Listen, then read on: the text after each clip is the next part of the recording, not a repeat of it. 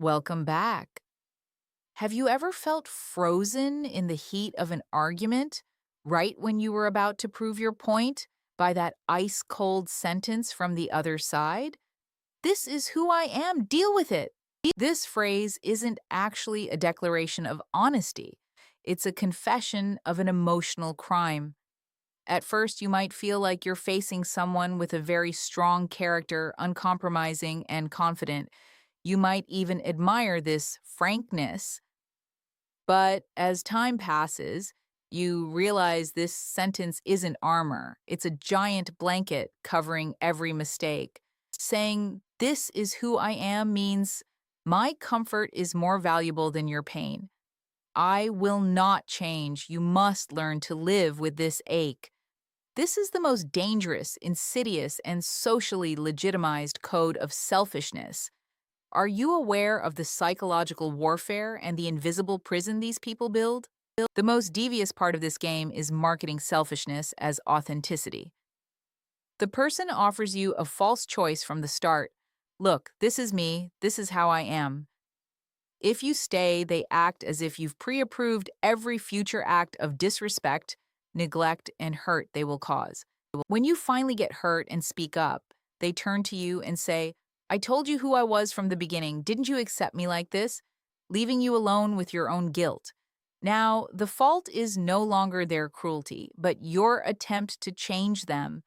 This is a narcissistic defense mechanism. They wear their flaws like badges of honor.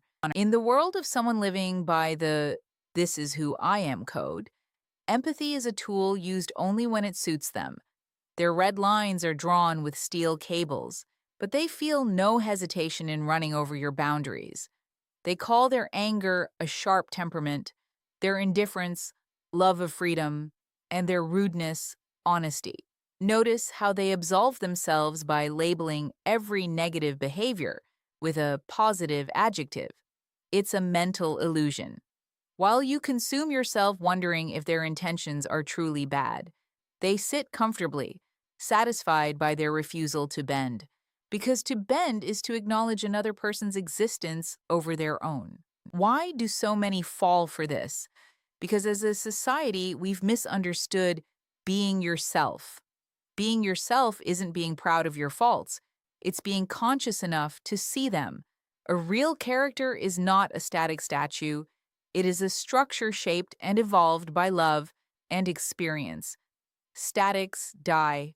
Relationships with these people eventually turn into one-sided emotional caretaking. You walk on eggshells to avoid hitting their damaged parts, swallowing your own feelings to protect their sensitive balance. In the end, you realize that as you shrank, the space they occupied became enormous. Their most dangerous move is using your desire to heal or understand as a weapon against you. They retreat further into their fortress of unchangeability. They may even manipulate you by saying, "You don't love me for who I am." True love isn't fitting someone into a mold, but filing down thorns that hurt the one you love. How do you break this cycle? First, break the spell of invincibility behind that sentence. When someone says, "This is who I am," have the courage to ask, "And what does this version of you offer to those around you?" Once you stop accepting their flaws as character traits, the manipulation loses its power.